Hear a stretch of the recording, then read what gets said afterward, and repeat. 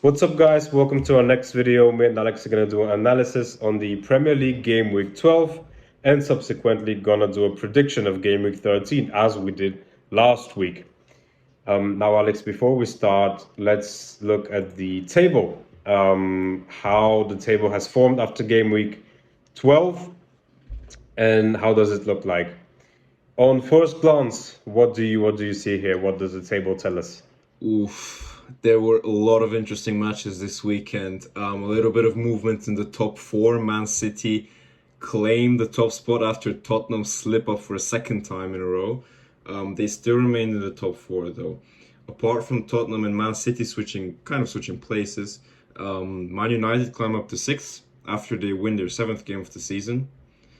Newcastle fall down a little bit after slipping up to a bottom half team. We're going to talk about that in a while later.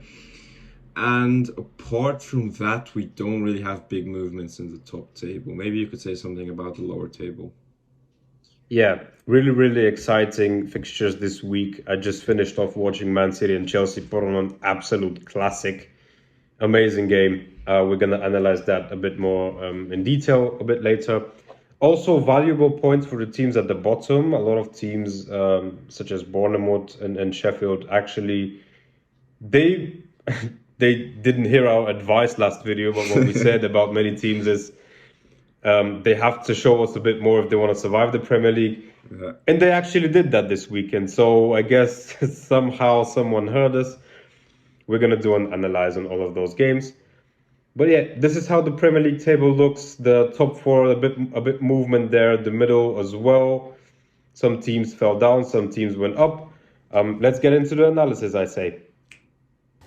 First game we're going to look at is Wolves versus Spurs. Wolves surprisingly beat Spurs 2-1 after a pretty weak showing by Spurs. Spurs started strong in the third minute, goal by Brennan Johnson. Wolves took over the game after that, and I have to be honest, I watched the game. I watched it until the 87th minute, and then I thought nothing's going to happen. I went out to have dinner with my girlfriend, have a nice time. I look at my flash score, and I see 2-1 Wolves. A mad game. Wolves with a goal in the 90th and 97th minute. They showed fight throughout the whole game, and they deserve to win as well, to be honest. Yeah, I think Wolves have been trying hard this season, honestly. Now they are 12th in the table. We just looked at it as well. I expected Tottenham to come out swinging and actually win this game off the back of their loss to Chelsea. That's not what happened. I think they maybe got too excited after they scored a goal in the first minutes of the match, and then kind of pulled back the gas in the last minutes, and that cost them dearly. And now they have fallen off the top spot in the Premier League table. Yeah, that's a huge loss of points for them. Also, a point that you could see in both teams is that they miss key players. Wolves miss a striker that can deliver them goals. I mean, yes, they did score two goals against Tottenham at the end there, but that is not going to happen every game. They need a solid striker that can score them 10 to 15 goals a year. And as to Spurs, you can see that they miss Maddison badly. And the players like Udogie and Romero that got sent off last game, you can see that Spurs were not fit this game. Son was nowhere to be seen, to be honest. And if Spurs want to challenge for the title, this is an example of how they should not play. Yeah. So I'm going to say a deserved win for Wolves here. An unpleasant surprise from Spurs, and now they have to put a bit more fight if they want to challenge for the title. Valuable points for Wolves. Up next, a pretty exciting game actually. Crystal Palace versus Everton. Everton won the game 3-2 away. This is actually a game that we predicted that is going to be either a draw, and I think I said that I can see Everton winning it. What happened, which is what exactly happened. The game, it was a pretty interesting game. It was a classic Premier League game. If it wasn't for Chelsea and Man City, I think that would have been the game of the round, to be honest. But it was one of those interesting Premier League games. It was a back and forth game. Both teams really brave, played really well, showed attacking spirit. What's your opinion on that? I mean, that's, as you said, kind of as we predicted. I think I predicted Everton to win as well because I just find them the more attractive teams in matchups like this. But if you look at the table, both teams are neck and neck, basically. They're 14th and 13th with 14 and 15 points. So this win was actually really important, more for Everton because they climb up more now, 1 point behind Palace. But right now, both are mid-table teams. They are trying to stay alive. Right now, they're also doing that. But the match itself was really interesting, and honestly, as you said, I think this was a traditional Premier League match, and this is what really makes the game fun. Yeah. Also, what's important to note is you can see how Sean Dyche and Roy Hodgson have actually woken up these teams. They have motivated them. They have lifted them. And now Everton and Crystal Palace look how Everton and Crystal Palace should look. Right now, both teams are a dangerous opponent to any Premier League team. I think both of those teams are back, and I think with them playing like this, they're definitely going to survive the Premier League. It was a game that could have gone either way. Just a bit unlucky from Palace to concede that third goal. Defensive mistakes as well. It was a pretty nice game, pretty exciting. I think it should have been a draw, but again, anyone could have won that. So, yeah, props to Everton. Arsenal versus Burnley next. I think what happened was exactly what we predicted would happen. Yeah. Arsenal won 3-1. We didn't really see a lot from Burnley, although they scored the goal. But Arsenal were pretty dominant on their home ground. It was a kind of a dull game as well. A stupid red card from Fabio Vieira in the 83rd minute, but that didn't really do much. Predictable win, I say. Yeah, no, that's exactly what we predicted and exactly what happened. Burnley, bottom of the Premier League right now. Arsenal keep top 4. They're in 3rd place right now, only behind Liverpool because of goal difference. So Arsenal are keeping up with the flow right now, challenging for the title, playing well. Yes, stupid red card from Fabio Vieira, but aside from that, they dominated the game and they won deservedly. Yeah, pretty standard Arsenal win, a must-win for Arsenal. The problems for Burnley continue, but maybe Arsenal wasn't the team that they should have won against, so you can't blame them for losing that game. Let's see if they can do better in the future. Next fixture is Manchester United against Luton. Man United won 1-0, a home game for United. Luton showed way too little. United missed a lot of chances. At the end, scored a 59-minute goal by Lindelof after a not well clear enough ball. I don't have much to say about this game. United must win. Yep, they had to win. They did it. They did something that Liverpool couldn't do, which is win against Luton. But this was definitely a win that serves as a confidence boost for Man United because they need this. I don't think they need it because of the points that much as the respect from the fans that they're going to gain back and their confidence that they're going to build up to try and play up to that standard that they have set for themselves and have not reached in the past few years. As we looked at the table, they have climbed up to 6th and are only 4 points away from European football. So Man United are slowly creeping back up. Which was also kind of under the radar, I think. I didn't actually know that if United win, they're going to get back to 6th. I think they were far down in the table. But an important win for United. If you remember, actually, in our prediction, you said that United are going to win. It was, it was to be expected. But I said that it's going to come out as a draw. We were pretty close to a draw, I think. I mean, 1-0 win. If Luton got one lucky bounce, it could have been 1-1. But no, it happened as we exactly expected it to happen. United win deservedly, 1-0. Wrap it up. On to the next one. Next one is one of the bombshells from the match week. It was Bournemouth winning against Newcastle, 2-0. Newcastle showed way too little. Bournemouth dominated the whole game. 2 goals from Dominic Solanke, ex-Liverpool player. I'm impressed by Bournemouth's spirit. It's as if they have heard our predictions and our analysis last week that they should show something a bit more if they want to stay in the Premier League, which they did and deservedly got the win, I might add. Yeah, I mean, they have won 2 out of their last 3 games. Really important for them because right now they're out of the relegation zone. 17th, but still out of the relegation zone, which is worth a lot for them. What we didn't expect is that Newcastle would get beaten, and so badly, because yes, it's a 2-0. At the surface, it doesn't look that bad. But Bournemouth dominated the game considerably, and we just didn't expect Newcastle to play like that. I mean, we thought they would be fatigued from the Champions League, but I personally didn't think that they would maybe lose so much energy. I don't know what happened. I just don't know. I mean, I think the key factor in this Newcastle loss is that you can see how important squad depth is, especially when you're playing in Europe and you play in England in all these League Cups, Carabao Cups, FA Cups, Premier League. Newcastle have 9 injured players now, including Almiron. He injured himself that game, so that makes 10 injured players. And 2 suspended players in Tonali and Guimaraes. He's suspended for too many yellow cards.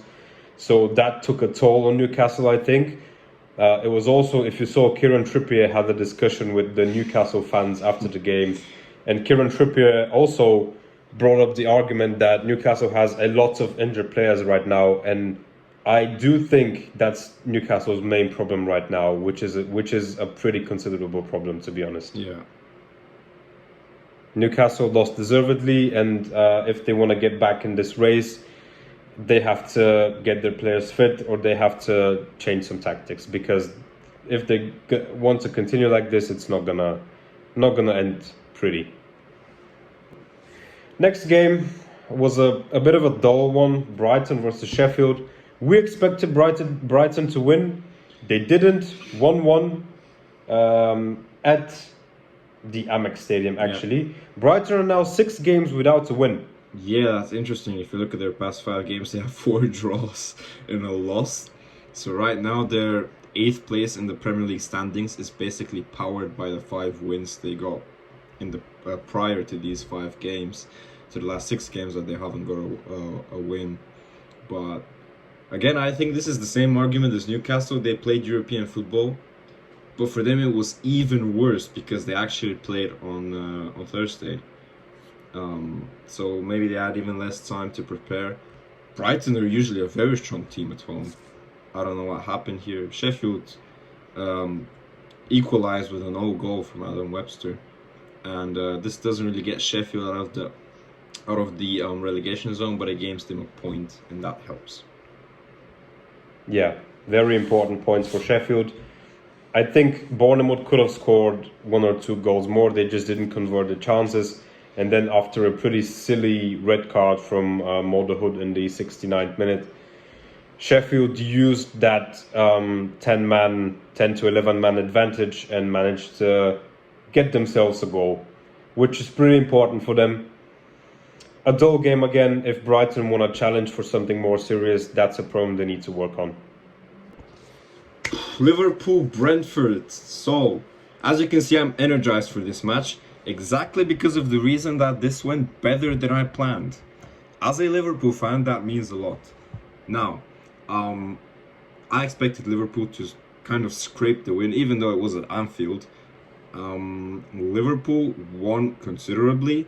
They didn't dominate most of the game. They actually started dominating after 30 minutes around, something like that.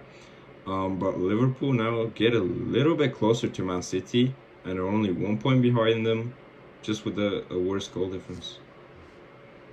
Yeah, I actually saw the game as well. I think Liverpool were pretty sovereign. A classical 3-0 win. It was not what I expected from Brentford. They didn't really put up a fight, or they did, but Liverpool played way too good in defensive plan. We saw a Van Dijk masterclass. I think we saw a bit of the old Van Dijk this game. A solid performance for Liverpool all round. 2 disallowed goals from Darwizi, unfortunately. But I remain a Darwin Núñez fan because he was also instrumental to setting up some of Liverpool's goals. Yeah, in this definitely. win. He assisted one of Mohamed Salah's goals. So he is playing as a striker right now, but even though he misses sometimes or just doesn't score the goals, he brings a lot of quality to the team. Um, Mohamed Salah scored 2 goals, again keeping up a very strong appearance in the Premier League, second only before Haaland in the scoring sheets. Diogo Jota chimes in again, which he does once in a while. And to touch on the point you said, Brentford actually played very well. They just didn't convert their chances. That's the only thing they didn't do. Maybe it was because of Liverpool's defense. Maybe it was the Brentford players themselves. Maybe it was a mix of both. Yeah, I think Liverpool is not talked about enough this season because, as we said, they're actually 1 point away from first, which is pretty solid. And I think this Liverpool team is good, so Liverpool are going to be dangerous this season.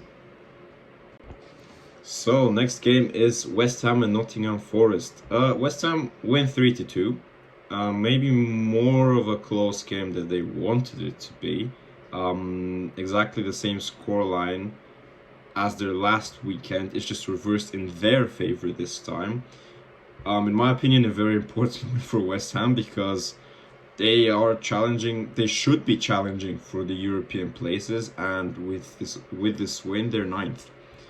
They are 8 points behind European football, so they're going under the radar in a bad way because they're not playing very well. Yeah, West Ham Forest. I think we kind of predicted the outcome of the game last week because we said West Ham Forest a draw. We can see for West Ham winning it, which is exactly what happened. It was a back and forth game. It was a pretty similar game to Crystal Palace and Everton. Same result. Both teams it went back and forth. Anyone could have won it. An exciting game again. Again, very, very almost identical to Palace and Everton because West Ham and Forest are also two teams that are in the middle of the table. So, again, a pretty classic Premier League game in that aspect. And also, what's funny, West Ham and Forest, I think, played to the exact same result last season or 2 seasons before. So, this is kind of a deja vu. As we said, important win for West Ham. Those are the wins that we expect from them because they do have the star power to win those matches. So, Aston Villa and Fulham. Just straight off the bat, say this is what we predicted. Aston Villa beat Fulham 3-1. We predicted Aston Villa to win. They're in a strong form right now, and they keep European football being in the place for European football at 5th place. Actually, just 3 points off title contending Manchester City. Yeah, also another pleasant surprise. Aston Villa this year. Didn't really saw much from Fulham that game. I think they got a goal disallowed towards the end there, but not enough anyways from Fulham. Villa with a pretty sovereign performance at home. Won deservedly. Don't think we have to speak about this game anymore because it was as you would expect it to be. All right, for the game of the week, potentially game of the season, we said that about Chelsea and Spurs last week, but we topped that this week with an absolute classic from Chelsea and Man City, 4-4. Chelsea started strong and held the initiative for the first 20 minutes, but then Man City got awarded a penalty. It was a controversial decision as VAR got involved again, but there was a foul on Haaland from Marc Cucurella, so a penalty. I'm happy with that decision. Chelsea, Haaland converts the penalty. Chelsea doesn't give up though. They played the whole game like men. Chelsea showed spirit. Chelsea showed fight. Then after 9 minutes after Haaland scored, I think Chelsea equalized. Then in the 37th minute after a Guardiola mistake, Sterling scores for 2-1. And in the 46th minute, a massive defensive mistake from Chelsea leaves Akanji alone in the box to head it for 2-2. A mistake from Enzo Fernandez. Tremendous first half. Then we go into the second half. Perfect counter-attack from Man City in the beginning of the second half in the 46th minute. Haaland makes it 2-3. Chelsea equalized in the 67th minute. This game was so back and forth. It was crazy. You couldn't get your eye off it. Nicholas Jackson with a 3-3 after a save from Ederson that bounced off him, and then the Man City defense did not sort themselves quickly enough. Nicholas Jackson used it to score another goal.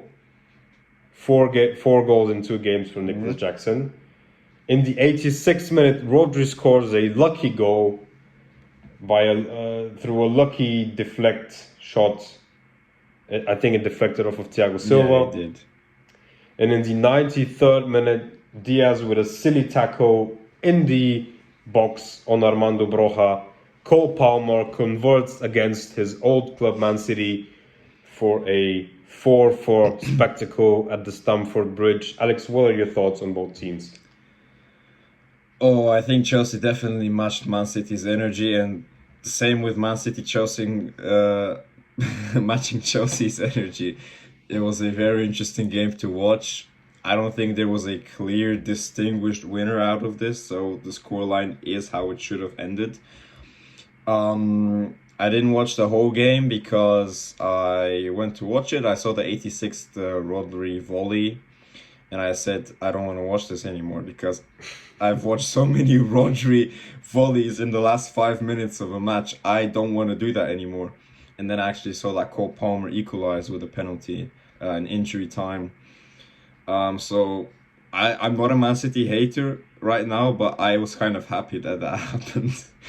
And the biggest factor is that this just makes the Premier League more interesting right now. City are not running away with the title race right now. They are only 1 point ahead of Liverpool and Arsenal, only 2 points ahead of Tottenham, and only 3 points ahead of Aston Villa.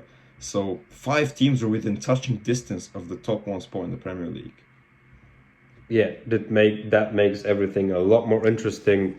Also, if Chelsea continue playing like this, they're definitely on the right path of coming back to the form we are used to seeing them. A pretty good performance by them. Pochettino did a great job. The players did a great job. This young squad, they showed that they can do it with the best of them. A lot of defensive mistakes, though, from both teams. It is to be expected from Chelsea, I guess, because they're not the Chelsea we know. But that many mistakes from Man City is not something you see every day, which may potentially mean that City are not going to be as strong as they were last season. It makes everything more interesting. As we said, it was a deserved draw. None of these teams deserved to clearly win the game. An absolute classic we won't soon forget. VAR did its job pretty well, I think, this game as well. That's also a point we touched upon last week. We said hopefully VAR isn't as controversial as it was, which was the case. I think that was a pretty solid game week in the Premier League. I think it was a pleasure to watch every single game. So, starting with the predictions straight off the bat, first game of the weekend is going to be Man City and Liverpool. The really spicy. Biggest derby we have right now. Not only historically in the past few years, but this is going to decide who is going to be the top of the Premier League after the game. So, I, as a Liverpool fan, I am hoping that Liverpool are going to win. And after Man City got shaken a little bit this weekend, I am predicting a 3-2 win for Liverpool.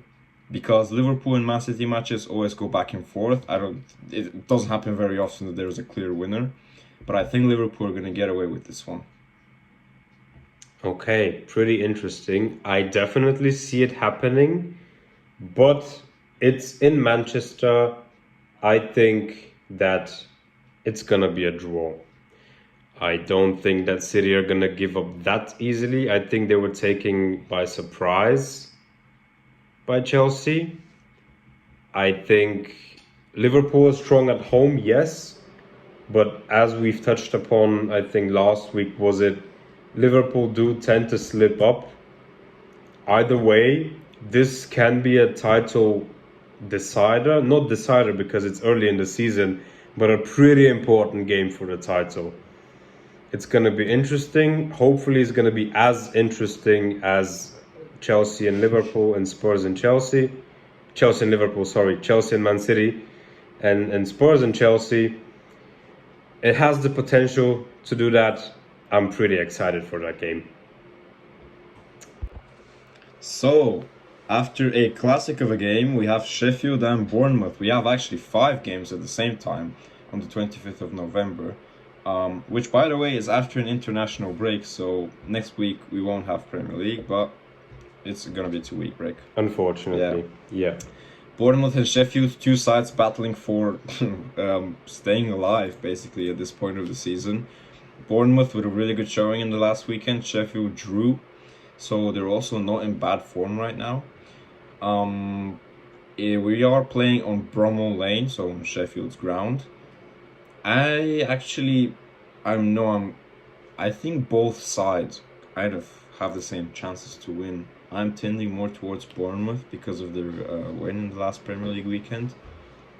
I'll say 2-1 for Bournemouth.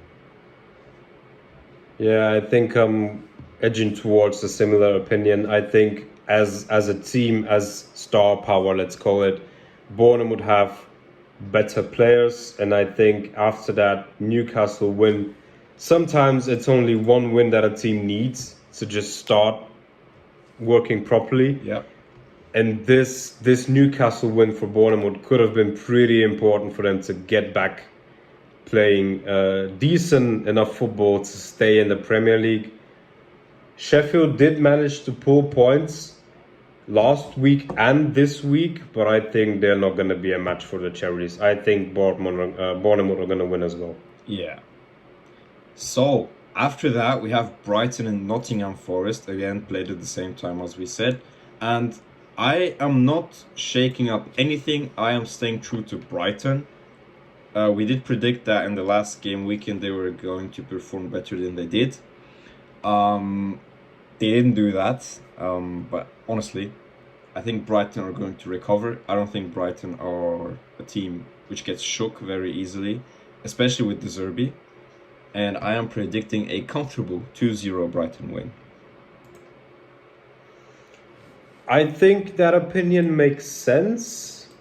I think that's a make or break game for Brighton, because if they somehow manage to not win that game, then there is some kind of a problem that needs to be looked at in depth.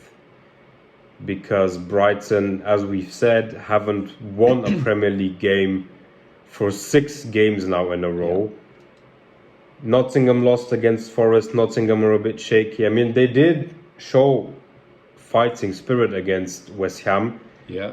They just didn't manage to win the game. So I think there might be a dangerous opponent. It is after the international break. I'm going to say that Brighton is the favorite, but I'm not going to be surprised by a draw, to be honest. Okay, interesting. The game after that is West Ham and Burnley. Now, West Ham did scrape by kind of with Nottingham Forest, and they keep their top half placement. But Burnley, bottom of the Premier League, lost against Arsenal, deservedly so. Not in a very good form right now. Lost 5 of their last 5 matches. And yes, we are playing on Turf Moor. But I think West Ham are just a better team overall. I don't think West Ham are going to lose to Burnley at this point. So I'm predicting a West Ham win. I'm not sure what the scoreline will be, but definitely a West Ham win. I'm going to throw in my controversial opinion in here, as I did last week with Man United Luton. I think that, opposed to most teams in the Premier League, this international break may come good, may do good in the Burnley squad. They may have time to regroup now and just look at what happened these last couple of weeks. Also, I think what's an important factor, I think most of West Ham's players are going to play for their teams in the international break. Yeah. You have Souček, you have Bowen. They have a lot of internationals. You know, I think West Ham has more internationals as Burnley. I think Burnley are gonna regroup, and I think it is a turf moor. I'm gonna throw in my controversial game of the week. I think Burnley are gonna scrape a win here. I think Burnley are gonna win something of a 1-0, maybe 2-1, maybe 2-0. I think that Burnley is gonna have one or two games this season that they're gonna surprise everyone, and I think this is one of those games. Yeah, Yeah. but even if Burnley do win, they won't get out of the relegation zone. One team that might do that if they win is Luton, and that is our next match. It's Luton versus Crystal Palace. Really interesting match because Luton haven't been playing bad as of late. They drew with Liverpool and they lost 0-1 to Manchester United.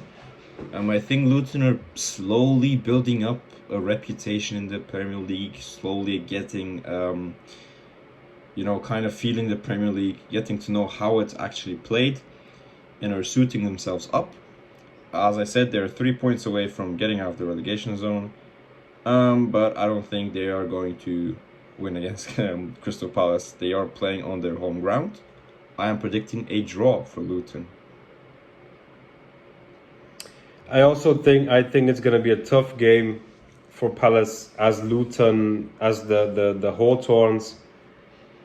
Was the stadium called the Hawthorns?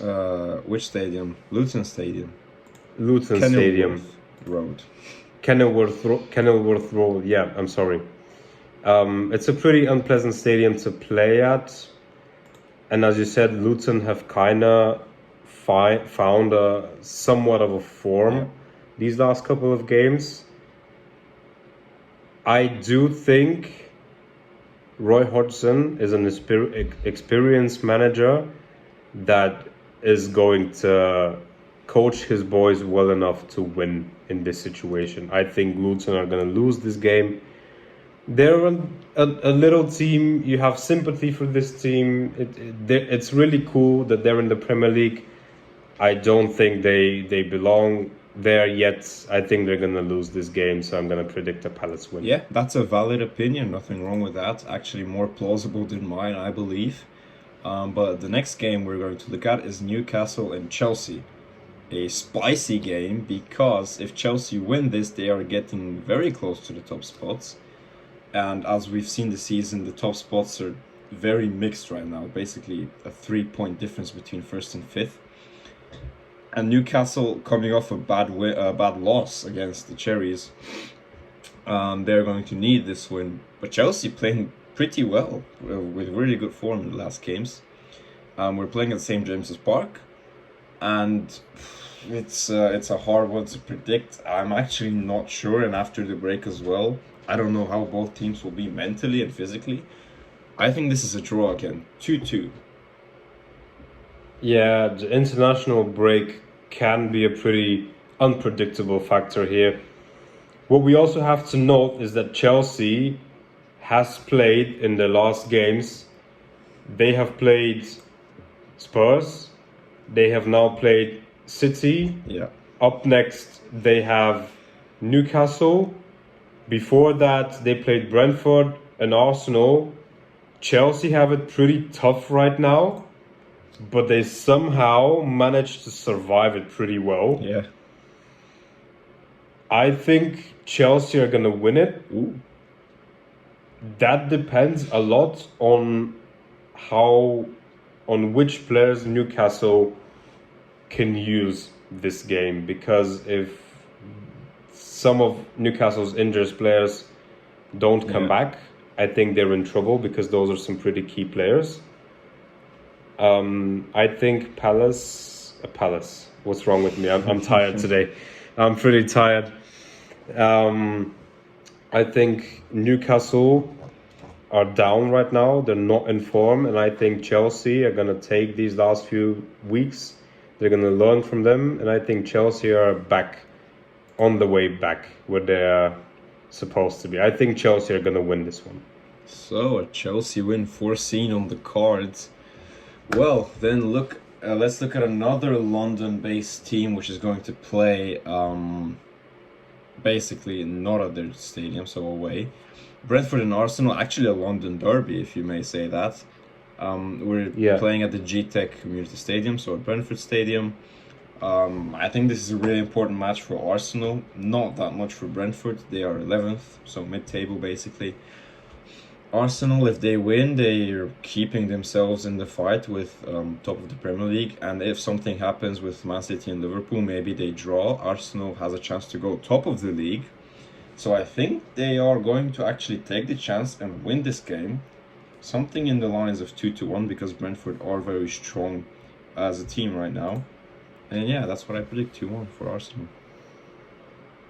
Yeah, I think this is a very important game for Arsenal, as you said, especially because City and Liverpool are playing against each other. That's a very decent chance for Arsenal to get back on top.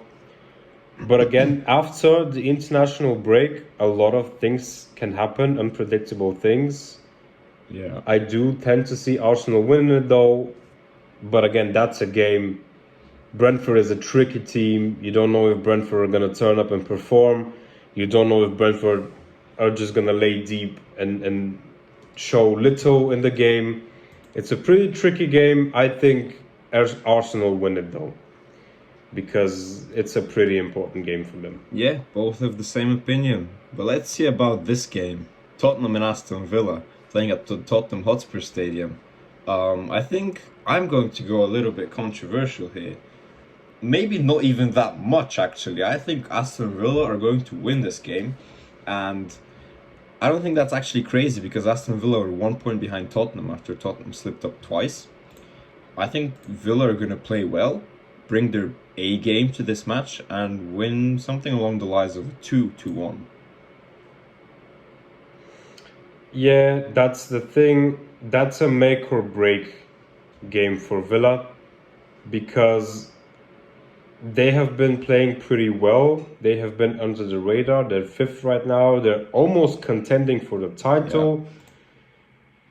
They're now playing against someone who is in title contention.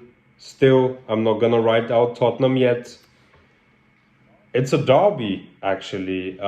It's not a local derby, but a top of the table derby. Pretty interesting one. If Romero is gonna be back, Destiny Udogie is gonna be back from Tottenham, I think Ange Postecoglou is gonna motivate his players to be back at what they were. It's in on the White Hart Lane. It's called Tottenham Hotspur Stadium now, but it's in North London. I predict either a draw or a Tottenham win because Aston Villa is good, yes, but I don't think they're there yet. Okay. Well, the game after that is Everton and Man United. Man United played away. And honestly, I don't know how to feel about Man United because after, yes, they did find a small footing in the last few games, but then we have a break. I'm completely flabbergasted from something that will happen. I don't know what will happen. But honestly, I think Man United don't have it easy with Everton. That's my personal opinion. And I think that Everton will fight hard here. But I actually think Man United are going to swing back. And I think this is going to be a draw. A 1-1, something like that. Possible, pretty possible. The thing we have to touch up upon is that Højlund actually injured himself this game. I don't know how severe of an injury, if he manages to come back in those 2 weeks.